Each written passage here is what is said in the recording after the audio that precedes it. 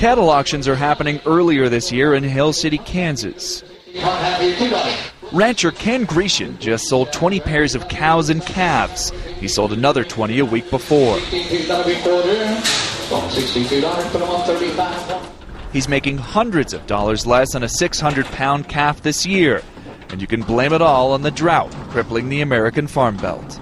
The drought is starting to take its toll, and the fact that there's a glut of older cows on the market now, and those cows are selling at a lower price. For many ranchers like Ken GRECIAN, the drought is forcing their hand, making them sell their cattle much earlier than they'd like. What's not working for GRECIAN and ranchers across the central U.S. is Mother Nature. The drought has sucked the moisture dry from once green pastures. Withering crops litter bone-dry farms. That means the supply of hay and feed is dwindling, and now the cattle are suffering. Because it hasn't rained on his land for months, GRECIAN is now hauling in tank loads of water for his cattle. Their water consumption's probably 20% of what we have to haul now, and it's time consuming to have to continue to haul water. He's spending up to 5 hours a day bringing water to his herd. I'm starting to lose sleep over this. I mean, it's serious enough that we have to make hard decisions, and making the right call in a atmosphere like this is sometimes difficult. Once dormant land subsidized by the federal government is being opened up so herds can graze. Ken and his wife Barb gave us a tour around their land and showed us just how dry it was. Last year I think we had green most all summer.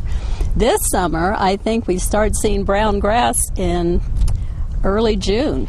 Cattle have been streaming in auction yards across the country in recent weeks amid skyrocketing corn future prices, evaporating ponds, streams, and eroding grassland.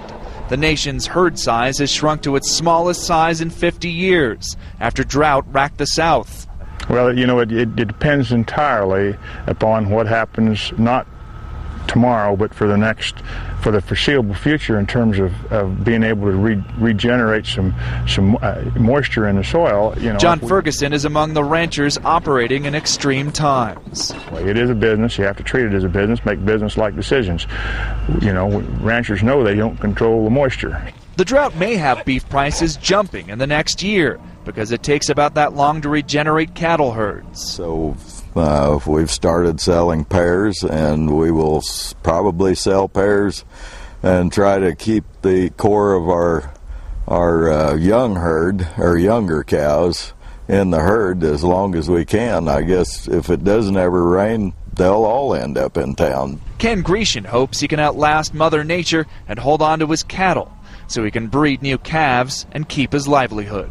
John Mone, Associated Press, PALCO, Kansas.